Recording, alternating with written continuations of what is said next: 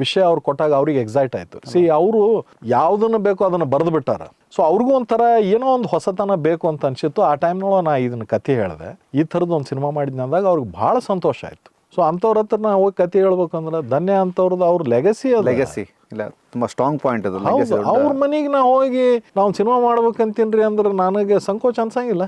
Diganth variation ಏನು, ಮಾಡಿದಂಥ ಸಿನಿಮಾಗಳೇನು, ಕೆಲಸ ಮಾಡಿದಂಥ ನಿರ್ದೇಶಕರೇನು, ಜನ ಸಾಮಾನ್ಯ ಅಲ್ರಿ. ನೀವು ಯಾರೋ ಒಬ್ಬ ರಿವ್ಯೂ ಮಾತು ಕೇಳಿ ಹೋಗಿ ಸಿನಿಮಾ ನೋಡ್ಬೇಕಾ, ಮಸಾಲೆ ದೋಸೆ ತಿನ್ಬೇಕಾ, ನನ್ನ ಮಕ್ಕಳಿಗೆ ನಾನು ಯಾವ ಸಾಲಿ ಸೇರಿಸ್ಬೇಕು ಅಥವಾ ನನ್ನ ಮಕ್ಕಳ ಭವಿಷ್ಯ ಯಾರೋ ಒಬ್ಬ ಹೇಳ್ತಾನಂತ ಕೇಳಿ ಮಾಡೋ ಪರಿಸ್ಥಿತಿಗಳು ನಾವಿಲ್ಲ. ರಂಗನಾಯಕಿ ಪುಟ್ಟಣ್ಣ ಕಣಗಾಲರಿಗೆ ಭಾಳ ದೊಡ್ಡ ಹೆಸರು, ಹೊಸ ಥರದ್ದು ಒಂದು ಪ್ರಯತ್ನ ಮಾಡೋದು. ಇವತ್ತಿಗೂ ಜನ ನೋಡ್ತಾರೆ. ಬಟ್ ಆ ಟೈಮ್ನೊಳಗೆ ಅವ್ರಿಗೆ ನಿರ್ಮಾಪಕರಿಗೆ ಇದು ಆಗಿದ್ದು. ರವಿ ವರ್ಮ ಅವರು ಮಾಡಿರೋ ಸಿನಿಮಾಗಳು, ಅವರು ಇರುವಂಥ ಅವ್ರ ಕೈಯಲ್ಲಿರುವಂಥ ಕೆಲಸದ ಮಧ್ಯೆ ನಾನು ಅವ್ರಿಗೆ ಬಂದು ಒಂದು ಆ್ಯಕ್ಷನ್ ಸೀಕ್ವೆನ್ಸ್ ಮಾಡಿಕೊಡ್ರಿ ಅಂತ ಹೇಳಿ ನಾನು ಕೇಳ್ಕೊಂಡಾಗ ಅವರು ಎಂಥ ಅದ್ಭುತವಾಗಿ ಆ ಫೈಟ್ಗಳನ್ನು. ಬಟ್ ದ ಜಡ್ಜ್ಮೆಂಟ್ ಅಂತಂದಾಗ ಸರ್, ಇದು ಜಾನರ್ ಬಗ್ಗೆ ಜನ ಮಾತಾಡಿ ಶುರು ಮಾಡ್ತಾರೆ. ಒಂದಷ್ಟು ಕಡೆ ನೀವು ಅದೇ ಅಂದರೆ court drama, suspense thriller with emotions, ಇದೆಲ್ಲವನ್ನು ಸೇರಿಸಿದಾಗ ಒಂದು ಥರದ್ದೇನೋ ಒಂದು ಪ್ರಾಡಕ್ಟ್ ರೆಡಿ ಆಗ್ತದೆ ಅಂತ. ಬಟ್ ದಿ ಜಡ್ಜ್ಮೆಂಟ್ಗೆ ನಿಮ್ಮ ವ್ಯಾಖ್ಯಾನ ಏನು? ಸಿನಿಮಾದ ಕಥೆ, ಆ ಒಂದು main layer. We all have a judge inside us.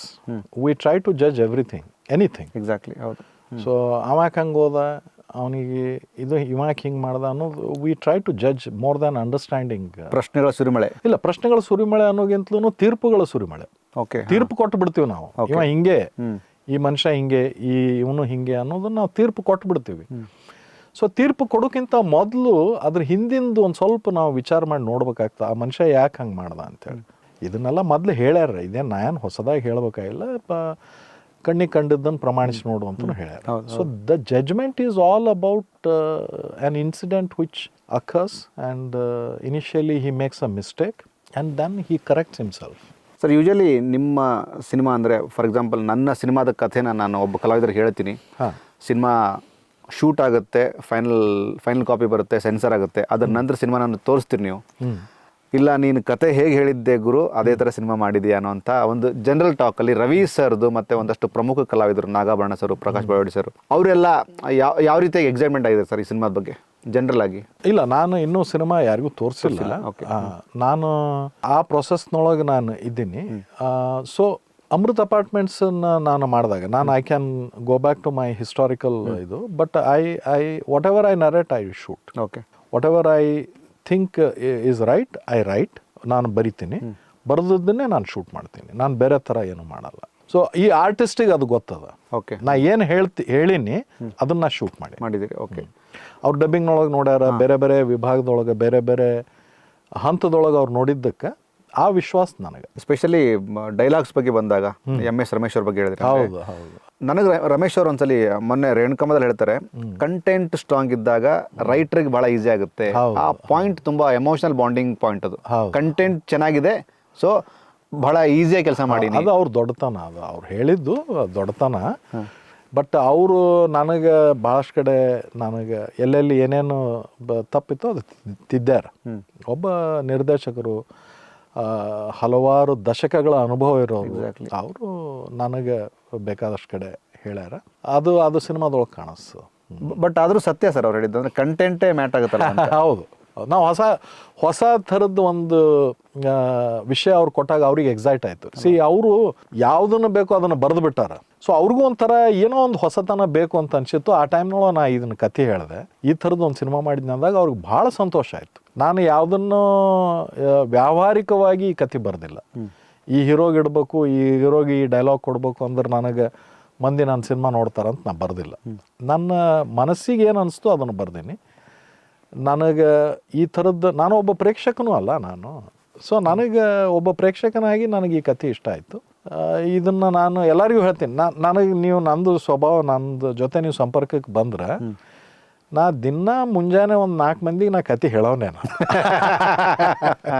ಅದು ನನ್ನ ಮಗ ಆಗಿರ್ಬೋದು, ನಮ್ಮ ಮನೆಯವ್ರಾಗಿರ್ಬೋದು, ಮಗ್ಗಲ್ಕಿನ ಮನೆಯವ ಆಗಿರ್ಬೋದು, ಯಾರಿಗೆ ಸಿಕ್ಕರು ಇಂಥ ಒಂದು ಕತೆ ಬರ್ದೀನಿ, ಹಿಂಗದ ಸಿನಿಮಾ ಅಂತೇಳಿ ನಾ ಅದೇ ಉತ್ಸಾಹ, ಅದೇ ಇದ್ರೊಳಗೆ ನಾ ಕತೆ ಹೇಳೋನೇ ನಾನು. ಸೊ ಅವ್ರದ್ದು ನಾ ಅದನ್ನು ನೋಡಿದ್ರು, ಆ ಉತ್ಸಾಹ, ಕತೆ ಹೇಳುವಂಥ ಒಂದು ಪ್ರಾಮಾಣಿಕತೆ ಅವ್ರು ನೋಡಿದ್ರು, ಅವ್ರಿಗೂ ಖುಷಿ ಆಯಿತು ಬರೀಲಿಕ್ಕೆ, ಬರೆದು ಕೊಟ್ರು. ಸ್ಪೆಷಲಿ ಜಡ್ಜ್ಮೆಂಟ್ ಬಗ್ಗೆ ಯೂಶಲಿ ಜನ ಮಾತಾಡ್ತಾರೆ. ಗುರು ರವಿ ಸರ್ ಇದ್ದಾರೆ, ದಿಗಂತ್ ಇದ್ದಾರೆ, ಧನ್ಯ ಇದ್ದಾರೆ, ಹೌದು, ಸಿನಿಮಾ ಬೇರೆ ರೇಂಜಲ್ಲಿ ಸಿನಿಮಾ ಇರುತ್ತೆ. ಹೌದು. ಆದರೂ ದಿ ಜಡ್ಜ್ಮೆಂಟ್ ಅನ್ನುವಂಥ ಪಾಯಿಂಟಲ್ಲಿ ಇಲ್ಲಿ ಯಾವೆಲ್ಲ ಕಲಾವಿದರ ಒಂದು ಸಂಗಮ ಜೊತೆಗೆ ಅವರ ಪರ್ಫಾರ್ಮೆನ್ಸು, ಅವರ ಕ್ಯಾರೆಕ್ಟರ್ಗಳು ಎಲ್ಲೂ ಏನು ಬಿಟ್ಕೊಟ್ಟಿಲ್ಲ ನೀವು. ಬಟ್ ಕ್ಯೂರಿಯಸ್ ಪಾಯಿಂಟಿಗೆ ತಂದು ನೆಲೆಸಿರಿ ಸಿನಿಮಾ. ಹೌದು. ಈ ಗೌಪ್ಯತೆ ಯಾಕೆ ಅಂತ? ಗೌಪ್ಯತೆ ಅಂತ ಏನಿಲ್ಲ, ನನಗೆ ಸಿನಿಮಾ ತಯಾರಾಗುತ್ತಾ ನಾನು ಅದ್ರ ಬಗ್ಗೆ ಮಾತಾಡಿ ಏನು ಪ್ರಯೋಜನ ಇಲ್ಲ. ಸಿನಿಮಾ ತಯಾರಾದ್ಮೇಲೆ ಮಾತಾಡೋಣ ಅನ್ಕೊಂಡೆ, ಈಗ ಮಾತಾಡ್ಬೋದು. ಒಬ್ಬೊಬ್ರು ಒಂದೊಂದು ವಿಶೇಷ ಪಾತ್ರದಲ್ಲಿ ಬಂದಾರೆ. ಸ್ಪೆಷಲಿ ಲಕ್ಷ್ಮೀ ಗೋಪಾಲ ಸ್ವಾಮಿ ಅವ್ರ ಬಗ್ಗೆ ದೊಡ್ಡ ಟಾಕ್ ಇದೆ, ಬಿಕಾಸ್ ಫ್ಯಾಂಟಾಸ್ಟಿಕ್ ನಟಿ ಅವರು. ಹೌದು, ಅವ್ರ ಪಾತ್ರ ಸ್ಪೆಷಲ್ ಡಿಸೈನ್ ಆಗಿರುವಂಥ ಪಾತ್ರ, ಅಂಥವರೇ ಬೇಕಿತ್ತು. ಮೊದಲೇದು ಏನು ನಾ ಹೇಳ್ತೀನಿ ಅಂದ್ರೆ, ಒಬ್ಬ ನಿರ್ಮಾಪಕಾಗಿ, ಒಬ್ಬ ನಿರ್ದೇಶಕನಾಗಿ, ಒಬ್ಬ ಬರಹಗಾರನಾಗಿ ನನಗೆ ಭಾಳ ಸಂಕೋಚ ಅನ್ನಿಸ್ತದೆ. ದೊಡ್ಡ ದೊಡ್ಡ ಕಲಾವಿದರನ್ನ ನಾನು ಅಪ್ರೋಚ್ ಮಾಡುವಾಗ ಭಾಳ ಸಂಕೋಚದಿಂದ ಅವ್ರ ಮನೆಗೆ ಹೋಗ್ತೀನಿ ನಾನು. ಯಾಕೆ ಸರ್? ಯಾಕಂದ್ರೆ ಅವ್ರ ಅನುಭವ ಭಾಳ ದೊಡ್ಡದು ರೀ. ಈಗ ಮೇಘನಾ ಗಾಂವ್ಕರ್ ಆಯಿತು, ಧನ್ಯ ಅವ್ರದ್ದಾಯ್ತು. ಮೇಘನಾ ಗಾಂವ್ಕರ್ ಅವರು already she has done so many movies. ಹೌದು, I am just 2 movies old. So ಅಂಥವ್ರ ಹತ್ರ ನಾ ಹೋಗಿ ಕತೆ ಹೇಳ್ಬೇಕಂದ್ರೆ ಧನ್ಯ ಅಂಥವ್ರದ್ದು ಅವ್ರ ಲೆಗಸಿ ಇಲ್ಲ, ತುಂಬ ಸ್ಟ್ರಾಂಗ್ ಪಾಯಿಂಟ್ ಅದು. ಅವ್ರ ಮನೆಗೆ ನಾ ಹೋಗಿ ನಾವು ಸಿನಿಮಾ ಮಾಡ್ಬೇಕಂತೀನ್ರಿ ಅಂದ್ರೆ ನನಗೆ ಸಂಕೋಚ ಅನ್ಸಂಗಿಲ್ಲ. ದಿಗಂತ್ ವೇರಿಯೇಷನ್ ಏನು, ಮಾಡಿದಂಥ ಸಿನಿಮಾಗಳೇನು, ಕೆಲಸ ಮಾಡಿದಂಥ ನಿರ್ದೇಶಕರೇನು, ಅವ್ರ ಎದುರಿಗೆ ಹೋಗಿ ಕೂಡ್ಬೇಕು, ನಾ ಅವ್ರಿಗೆ ಕತೆ ಹೇಳ್ಬೇಕು ಅಂದ್ರೆ ಒಂದು ಹಿಂಜರಿಕೆ ಇರ್ತದೆ. ಅಲ್ಲ, ಅತ್ಯಂತ ಸರಳವಾಗಿ ಮಾತಾಡ್ಲಿಕ್ಕೆ, ಬಟ್ ದೊಡ್ಡ ಸ್ಟಾರ್ ಕಾಸ್ಟು, ದೊಡ್ಡ ಟೆಕ್ನಿಕಲ್ ಕ್ರೀವ್, ಮತ್ತೆ ರವಿ ಸರ್ ಇದ್ದಾರೆ ಅಂದ್ರೆ ಅದು ದೊಡ್ಡ ಹೆಮ್ಮೆ ಕಿರೀಟ ಅದು. ಹೌದು, ಅವ್ರನ್ನ ಹಾಕೊಂಡು ಮಾಡೋದು. ಸರ್, ಎಕ್ಸಾಕ್ಟ್ಲಿ ದಿ ಜಡ್ಜ್ಮೆಂಟ್ ಸಿನಿಮಾದ ಪ್ರೊಸೆಸ್ ಎಲ್ಲಿವರೆಗೆ ಬಂದಿದೆ, ಏನು ನಡೀತಾ ಇದೆ, ರಿಲೀಸಿಂಗ್ ಪ್ಲಾನು? ರಿಲೀಸಿಂಗ್ ಭಾಳ ಬೇಗ ರಿಲೀಸ್ ಮಾಡ್ತೀವಿ. ಈಗ ರಿಲೀಸ್ ಹಂತಕ್ಕೆ ಬಂದದ, ಎಲ್ಲ ತಯಾರಿಗಳಾಗ್ಯಾವ. ನಿಮ್ಮ ಜೊತೆ ಮಾತಾಡೋದು ನಂದು ಮೊದಲೇ ಹೆಜ್ಜೆ. ಸದ್ಯದಲ್ಲೇ ಟೀಸರ್ ರಿಲೀಸ್ ಮಾಡ್ತೀನಿ. ಸರ್, ಇದ್ರ ಮಧ್ಯೆ ಒಂದು out of the box question. ಜನಗಳು ಥಿಯೇಟ್ರಿಗೆ ಬರೋದು ಕಡಿಮೆ ಮಾಡ್ಯಾರ, ಚಲೋ ಸಿನಿಮಾ ಮಾಡಿದ್ದೆ ಅಂತ ಒಂದಷ್ಟು ಮಂದಿ ಫೀಲ್ ಮಾಡ್ತಾರೆ. ಆಕ್ಚುಲಿ ಸತ್ಯ ಅದು, ನ್ಯಾಚುರಲ್. ಯಾಕೆ ಈಗ ನಾನೇ ಎದ್ದು ಸಿನಿಮಾಕ್ಕೆ ಯಾಕೆ ಹೋದೆ ಅನ್ನೋದು ನಾ ಹೇಳ್ಬೋದು. ಸಿನಿಮಾ ನೋಡ್ಬೇಕು ಅನ್ಸಿದ ತಕ್ಷಣ ನಾನು ಕೆಂಪರಾಜ್ ಅವ್ರು ಕೇಳ್ತೀನಿ, ಹೋಗೋಣ ಅಂಥೇಳಿ ನಾನು ಅವರು ಇಬ್ರು ಕೂಡ ಹೋಗಿ ಸಿನಿಮಾ ನೋಡಿ ಬರ್ತೀವಿ. ಯಾಕೆ ಸಿನಿಮಾ ನೋಡ್ಲಿಕ್ಕೆ ಜನ ಬರ್ತಾರ ಅನ್ನೋದು ಗೊತ್ತಾದ್ರೆ ಮತ್ತು ನಾವು ಭ್ರಮ ಆಗ್ತೀವಿ. ಎಕ್ಸಾಕ್ಟ್ಲಿ, ಹೌದಾ? ನಮ್ಗೆ ಗೊತ್ತಿಲ್ಲ, ನಮ್ಮ ಪ್ರಯತ್ನ ನಾವು ಮಾಡ್ತೀವಿ. ಬಟ್ ಅದನ್ನು ನಾವು ಪ್ರೇಕ್ಷಕರು ಬರಲಿಲ್ಲ ಅಂತ ಪ್ರೇಕ್ಷಕರಿಗೆ ನಾವು ಅಪವಾದ ಕೊಡೋದು ತಪ್ಪು. ನಾ ಕೊಡೋಂಗಿಲ್ಲ. Okay, I not blame audience, that's for sure. Sir, ನಾನು ಅಮೃತ ಅಪಾರ್ಟ್ಮೆಂಟ್ಸಿಗೆ ಮಂದಿ ಬರಲಿಲ್ಲ. ನಾನು ಏನು ಬ್ಲೇಮ್ ಮಾಡಲೆ, ಕನ್ನಡದ ಇದು ಹಂಗೆ ಅಂತ ಹೇಳಿ ಹಂಗೇನಿಲ್ಲ, ಅದೇನು ಸಂಬಂಧ ಇಲ್ಲ. ಕೆಲವೊಮ್ಮೆ ಬರ್ತಾರೆ, ಕೆಲವೊಮ್ಮೆ ಬರಲ್ಲ, ಅಷ್ಟೇ. ಸರ್, ಈ ರಿವ್ಯೂ ಮೇಲೂ ಒಬ್ಬ ಸಿನಿಮಾ ನಿರ್ಮಾಪಕನ, ನಿರ್ದೇಶಕನ ಭವಿಷ್ಯ ಇರುತ್ತಾ, ಅಥವಾ ರಿವ್ಯೂ ಮ್ಯಾಟ್ ಆಗ ಜನರಲ್ ಆಗಿ? I don't think so. People know. ಇದು ಬೇಂದ್ರೆ ಅವ್ರು ಹೇಳ್ಯಾರ, ಜನ ಸಾಮಾನ್ಯ ಅಲ್ಲ. ಇಲ್ಲ, ಪಾಯಿಂಟ್ ಸ್ಟ್ರಾಂಗ್ ಪಾಯಿಂಟ್. ಜನ ಸಾಮಾನ್ಯ ಅಲ್ರಿ. ನೀವು ಯಾರೋ ಒಬ್ಬ ರಿವ್ಯೂ ಮಾತು ಕೇಳಿ ಹೋಗಿ ಸಿನಿಮಾ ನೋಡ್ಬೇಕಾ, ಮಸಾಲೆ ದೋಸೆ ತಿನ್ಬೇಕಾ, ನನ್ನ ಮಕ್ಕಳಿಗೆ ನಾನು ಯಾವ ಸಾಲಿ ಸೇರಿಸ್ಬೇಕು, ಅಥವಾ ನನ್ನ ಮಕ್ಕಳ ಭವಿಷ್ಯ ಯಾರೋ ಒಬ್ಬ ಹೇಳ್ತಾನಂತ ಕೇಳಿ ಮಾಡೋ ಪರಿಸ್ಥಿತಿಗಳು ನಾವಿಲ್ಲ. People have their own devices, people have their own process to find out the truth. Exactly. If it is a good movie, they will go and watch it. ಕೆಲವೊಂದು ಸಿನಿಮಾ ಹಿಟ್ ಆಗ್ತಾವೆ, ಕೆಲವೊಂದು ಸಿನಿಮಾ ಮಿಸ್ ಆಗ್ತಾವೆ. But don't say that people didn't turn up. People did turn up, but they choose to watch some other movie. That's all. Yes. Not your movie. But ಆದರೂ sir, ಒಂದು ನಿರ್ದೇಶಕರಾಗಿ ಒಂದು ಕೊನೆ reaction ಕೇಳ್ತೀನಿ. ಈಗ present ಕನ್ನಡದ ಬಹುತೇಕ ಸಿನಿಮಾಗಳು ದೊಡ್ಡ ಮಟ್ಟಕ್ಕೆ ಸುದ್ದಿ ಮಾಡ್ತೀವಿ ಎಲ್ಲ ಥರಲ್ಲೂ. ಅಂದರೆ ಅದು ರೆವಿನ್ಯೂ ವೈಸ್ ಆಯಿತು, ಅಥವಾ ದೊಡ್ಡ ಮಟ್ಟಕ್ಕೆ ರೀಚ್ ಆಗುವಂಥ ಗ್ರಾಫ್ ಆಯಿತು. ಈ ಒಂದು ಪ್ರಸ್ತುತ ಬೆಳವಣಿಗೆನ ಗುರುರಾಜ್ ಕುಲಕರ್ಣಿ ಅವರು ಹೇಗೆ ಡಿಸ್ಕ್ರೈಬ್ ಮಾಡ್ತೀರಿ? ನಾನು ಪರ್ಟಿಕ್ಯುಲರ್ ಯಾವ ಸಿನಿಮಾ ಬಗ್ಗೆ ಹೇಳಲ್ಲ, ಜನರಲ್ ಆಗಿ ರೆವಿನ್ಯೂ ಜನರೇಟ್ ಮಾಡ್ತಾ ಇದೆ ಸಿನಿಮಾಗಳು. It doesn't matter to me whether it has made 100 crores or 200 crores or 1 crore or 2 crore. Is it engaging enough to make me watch that movie? That is what it matters to me. Maybe for some people, cinema ಇಷ್ಟು ದುಡ್ಡು ಮಾಡ್ಯದ ಅದಕ್ಕೆ ನಾ ಇದನ್ನು ನೋಡ್ತೀನಿ ಅಂದ್ರೆ it is his choice, his R hours choice. Content ಮೂಲಕ cinema ನೋಡೋದಕ್ಕೆ ಹೋಗಿ ಅದ್ರ ಮೂಲಕ ರೆವಿನ್ಯೂ ಜನರೇಟ್ ಆದಾಗ ಅದು ಎಲ್ಲ ಥರದಲ್ಲೂ ಪ್ಲಸ್ ಎಲ್ಲ. ಹೌದು. ನೀವು ಈಗ ರಂಗನಾಯಕಿ ಪುಟ್ಟಣ ಕಣಗಾಲರಿಗೆ ಭಾಳ ದೊಡ್ಡ ಹೆಸರು, ಹೊಸ ಥರದ್ದು ಒಂದು ಪ್ರಯತ್ನ ಮಾಡೋದು. ಎಕ್ಸಾಕ್ಟ್ಲಿ. ಇವತ್ತಿಗೂ ಜನ ನೋಡ್ತಾರೆ. ಬಟ್ ಆ ಟೈಮ್ನೊಳಗೆ ಅವ್ರಿಗೆ ನಿರ್ಮಾಪಕರಿಗೆ ಇದು ಆಗಿದ್ದು. ಬಟ್ ರಂಗನಾಯಕಿ ಮಾಡೀನಿ ಆ ಸಿನಿಮಾ ಅನ್ನೋ ಒಂದು ಅಭಿಮಾನ, ಒಂದು ಪ್ರೀತಿ, ಒಂದು ಅದು ಹೆಮ್ಮೆ ಗೌಡ್ರಿಗಿತ್ತು KCN ಗೌಡ್ರಿಗೆ. ಅದು ಕೊನೆ ತನಕ ಅವ್ರಿಗೆ ನನ್ನ ಪ್ರೊಡಕ್ಷನ್ ಒಳಗೆ ಬೆಸ್ಟ್ ಮೂವಿ ರಂಗನಾಯಕಿ ಅಂತ ಎಕ್ಸಾಕ್ಟ್ಲಿ ಇಲ್ಲ. ಸೊ ಈಗ ನಾವು ಅದನ್ನು ಆ ಒಂದು ಯಶಸ್ಸನ್ನ ಮಾನದಂಡ ಯಾವುದು? ನಮ್ಮ ಇದ್ರೊಳಗೆ again I go back to IT. So we measure the product with CSAT ಅಂದರೆ ಕಸ್ಟಮರ್ ಸ್ಯಾಟಿಸ್ಫ್ಯಾಕ್ಷನ್ ಮೇಲೆ ನಾವು ಸಾಫ್ಟ್ವೇರ್ ಅಥವಾ ಆ ಆಟೋಮೇಷನ್ ನಾವು ಡಿಸೈಡ್ ಮಾಡ್ತೀವಿ.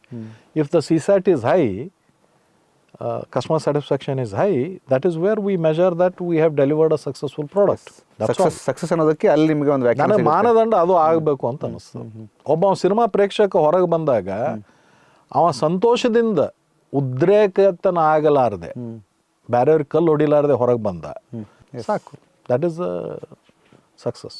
ಸರ್, ಈಗ ದಿ ಜಡ್ಜ್ಮೆಂಟ್ ಸಿನಿಮಾದ ಸ್ಟಾರ್ ಕಾಸ್ಟ್ ಬಗ್ಗೆ ಮಾತಾಡಿದ್ರಿ. ನನಗೆ ತುಂಬ ಕ್ಯೂರಿಯಸ್, ನನಗಂತಲ್ಲ ಇವನ್ ಆಡಿಯನ್ಸಿಗೆ ಕೂಡ, ಯಾವ ಥರದ ಕಂಟೆಂಟು, ಈ ಕಂಟೆಂಟ್ಗೆ ಯಾವೆಲ್ಲ ಟೆಕ್ನಿಷಿಯನ್ಸ್ ಕೆಲಸ ಮಾಡಿದ್ದಾರೆ, ಸಸ್ಪೆನ್ಸಾ, ಥ್ರಿಲ್ಲರಾ, ಏನೂ ಬಿಟ್ಕೊಟ್ಟಿಲ್ಲ ಸರ್. ಅದಕ್ಕೊಂದು ಸ್ಪಷ್ಟೀಕರಣದ ಫ್ರೇಮ್ ಹಾಕೊಟ್ಬಿಡಿ ನನಗೆ. ಲೀಗಲ್ ಥ್ರಿಲ್ಲರ್ ಜಾನರ್ ಅಂತ ಕರಿಬೋದು. ಒಬ್ಬ ಲಾಯರ್ ಪಾತ್ರ ನಮ್ಮ ರವಿ ಸರ್ ಮಾಡ್ತಾ ಇರೋದು, ಒಬ್ಬ ಆಪಾದಿತನ ಪಾತ್ರ ಇನ್ನೊಬ್ಬರು ದಿಗಂತ್ ಮಾಡ್ತಾ ಇರೋದು. ಸೊ ಇದ್ರ ಮಧ್ಯೆ ಇಬ್ಬರು ಎದುರಾದಾಗ ಏನು ನಡೆಯುವಂಥ ಒಂದು ತಾಕಲಾಟಗಳದ್ದು ಒಂದು ಥ್ರಿಲ್ಲರ್ ಮೂಮೆಂಟ್ಸದ್ದು ಇದು ಕಥೆ. ಈ ಕಥೆಯನ್ನು ನಾನು ಹಲವಾರು ತಂತ್ರಜ್ಞರ ಸಹಾಯದಿಂದ ನಾನು ಹೇಳ್ತಾ ಇದ್ದೀನಿ. ಓಕೆ. ಇಲ್ಲಿ ಬಹಳ ದೊಡ್ಡ ಸಹಾಯ ನನಗಿದ್ದದ್ದು ವಾಸುದೇವ್ ಮೂರ್ತಿ ಸರ್, ನನ್ನ ರೈಟ್ರು. ಅವ್ರನ್ನ ಟೆಕ್ನಿಷಿಯನ್ ಅಂತ ಕರಿಬೇಕು as a writer. He is the first one to come on board.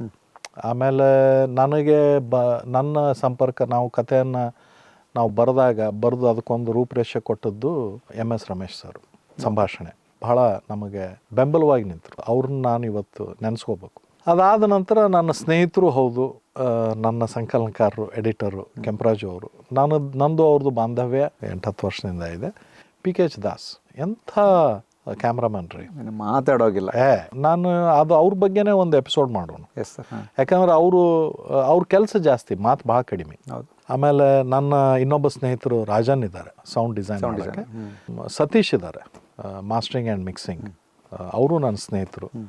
ಇದೆಲ್ಲಕ್ಕಿಂತಲೂ ಜಾಸ್ತಿ ಇನ್ನೊಬ್ಬ ಸ್ನೇಹಿತರು ಆದವರು ಅನೂಪ್ ಸೆಳೇನ್. ಅವರು ಹಾಡು ಮತ್ತು ಹಿನ್ನೆಲೆ ಸಂಗೀತ ಅವರು ಮಾಡ್ತಾ ಇದ್ದಾರೆ. ಈ ಹಾಡುಗಳನ್ನು ಬರೆದಿರೋರು ಪ್ರಮೋದ್ ಮರವಂತೆ ಅವರು. ಇಲ್ಲಿ ವಿಶೇಷವಾಗಿ ಇನ್ನಿಬ್ಬರು ಹೆಸರು ನಾನು ಹೇಳಬೇಕು ಅಂದ್ರೆ, ಆರ್ಟ್ ಡೈರೆಕ್ಟ್ರು ರೂಪೇಂದ್ರ ಆಚಾರ್ ಅಂಥೇಳಿ. ನಮ್ಮ ಬಜೆಟ್ಗೆ ಏನು ಬೇಕಿತ್ತು ಆ ಬಜೆಟ್ನೊಳಗೆ ನಾವು ರವಿ ಸರ್ದ ಆಫೀಸು ಸೆಟ್ಟು ಮತ್ತು ಮನೆ ಸೆಟ್ಟು ಮತ್ತು ಅವರು ಇದ್ರದ್ದೆಲ್ಲ ಮಾಡಿದ್ವಿ, ಡಿಸೈನ್ ಮಾಡಿದ್ವಿ. ರವಿ ಸರ್ ಬಂದ ತಕ್ಷಣ ನಮಗೆ ಮೊದಲು ಕೇಳಿದ್ದು, ಏನ್ರಿ ಈ ಲೆವೆಲ್ ಸೆಟ್ ಎಲ್ಲ ಹಾಕಿಸ್ಬಿಟ್ಟಿರಿ ನೀವು ಅಂತ ಹೇಳಿ. ಅಲ್ಲ, ರವಿ ಸರ್ ಅಂದ್ರೆ ನಿಮಗೆ ಇದನ್ನ ಮಾಡ್ಕೊಡ್ರಿ, ರೂಪೇಂದ್ರ ಯಾವ ಥರ ಕೆಲಸ ಮಾಡಿರ್ಬೇಕು ಅಂತ ಹೇಳಿ. ರೂಪೇಂದ್ರ ಒಂದು ವಿಶೇಷ ಕೊಡುಗೆ ಈ ಸಿನಿಮಾಗೆ ಅವರು ಮಾಡಿದ್ದಾರೆ. ಆಮೇಲೆ ರವಿವರ್ಮ ಅವರು ಮಾಡಿರೋ ಸಿನಿಮಾಗಳು, ಅವರು ಇರುವಂಥ ಅವ್ರ ಕೈಯಲ್ಲಿರುವಂಥ ಕೆಲಸದ ಮಧ್ಯೆ ನಾನು ಅವ್ರಿಗೆ ಬಂದು ಒಂದು ಆ್ಯಕ್ಷನ್ ಸೀಕ್ವೆನ್ಸ್ ಮಾಡಿಕೊಡ್ರಿ ಅಂತ ಹೇಳಿ ನಾನು ಕೇಳ್ಕೊಂಡಾಗ ಅವರು ಎಂಥ ಅದ್ಭುತವಾಗಿ ಆ ಫೈಟುಗಳನ್ನು ಕಟ್ಟಿಕೊಟ್ರು ಅಂತ ಹೇಳಿದರೆ, ನೀವು ಆ ಸಿನಿಮಾ ನೋಡಿದಾಗೆ ನಿಮಗೆ ರವಿವರ್ಮ ಅವರು ಹೊಸ ಥರದ್ದು ಕಾಂಪೋಸಿಷನ್ ಗೊತ್ತಾಗ್ತದೆ. ಯಾಕಂದ್ರೆ ನನಗೆ ಇದೇ ಥರ ಸಿನಿಮಾ ಇದೇ ಥರನೇ ನಾವು ಮಾಡಬೇಕು ಅಂತ ನಾನು ಅಂದ್ಕೊಂಡಾಗ ರವಿವರ್ಮ ಮಾಡಿ ಅದನ್ನು ಆ್ಯಕ್ಷನ್ ಸೀಕ್ವೆನ್ಸ್ ಮಾಡಿಕೊಟ್ರು. ಇಷ್ಟು ದಿವಸ ದೂದ್ ಪೇಡ ಅನ್ಕೊಂಡು ಬಂದದ್ದು ದಿಗಂತು ಇನ್ಮೇಲೆ ಆ್ಯಕ್ಷನ್ ಕಿಂಗ್ ಅಂತೂ ಆಗ್ಬೋದು. ಆ ಥರದ್ದು ಇದು. ಇನ್ನೊಬ್ಬರು ವಿಶೇಷ ಇದ್ರೊಳಗೆ ಹೇಳಬೇಕು ಅಂದ್ರೆ, ನಮ್ಮ ಸಾಂಗ್ ಕೊರಿಯೋಗ್ರಾಫರ್ ರಾಮ್ ಕಿರಣ್ ಅಂಥೇಳಿ. ನಾನು ಅವ್ರಿಗೆ ಎಲ್ಲ ಥರದ್ದು ಕಟ್ಟಾಕ್ಬಿಟ್ಟೆ. ಪಬ್ ಸಾಂಗ್ ಮಾಡು ಅಂತ ಅವ್ರಿಗೆ ಹೇಳೀನಿ, ಬಟ್ ನೀವು ಅದನ್ನು ತೋರಿಸ್ಬೇಡ್ರಿ, ಇದನ್ನು ಮಾಡಿಸ್ಬೇಡ್ರಿ, ಹಂಗೆ ಮಾಡಬೇಡ್ರಿ, ಹಂಗೆ ಮಾಡಬೇಡ್ರಿ ಅಂತೆಲ್ಲ ಹೇಳಿದ್ದೆ. ಅವ್ರು ಬರೆದಿದ್ದು ಹಾಗೆ ಬರೆದ್ರು, ಪ್ರಮೋದ್ ಮರವಂತೆ ಬರೆದು. ನಾ ಅವ್ರಿಗೇನು ಹೇಳಿದೆ, ಇದು ಪಬ್ನಲ್ಲಿ ನಡೆಯುವಂಥ ಸಾಂಗು, ಬಟ್ ನೀವು ಯಾವುದೇ ಥರದಲ್ಲೂ ನೀವು ಈ ಕೆಲವೊಂದು ಇದನ್ನು ನೀವು ಬಳಸಬಾರ್ದು ಸರ್. ಇದೆಂಥ ಟಾಸ್ಕ್ ಇದು. ಬಟ್ ಪ್ರಮೋದ್ ಮರವಂತೆ ಬರೆದು ಕೊಟ್ರು. ನೀವು ನೋಡ್ರಿ, ಅದು ಒಂದು ವಿಶೇಷ ಹಾಡ. ಬರವಣಿಗೆ ಒಳಗೆ, ಸಂಗೀತದೊಳಗೆ ಮತ್ತು ನೃತ್ಯದೊಳಗೆ ಅದೊಂದು ವಿಶೇಷ ಹಾಡು ಆಗ್ತದೆ.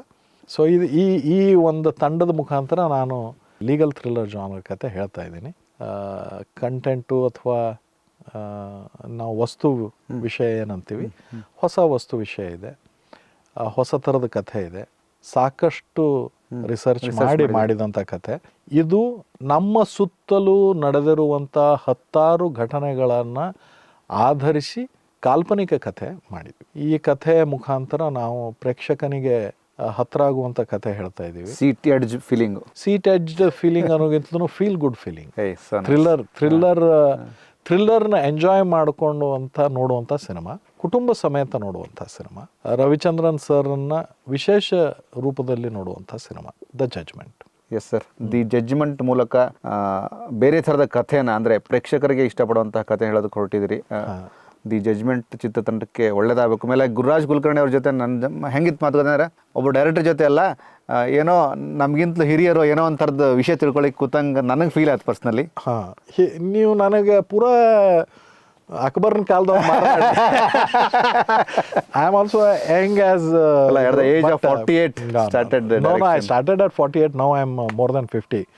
But I look like a 28 ಅಂತಾರೆ ಮಂದಿ ಅಂತಾರೆ. ನಾನು ಅನ್ನಂಗಿಲ್ಲ, ಮಂದಿ ನನಗೆ ನೋಡಿದ್ರೆ ಭಾಳ ಹೆಂಗೆ ಕಾಣಿಸ್ತೀರಿ. ಅಲ್ಲ, ಪಲ್ವಿಯವ್ರು ಏನಂತಾರೆ ಫಸ್ಟ್ ಹಾಫ್ ಮುಗಿದಿದ್ದಕ್ಕೆ?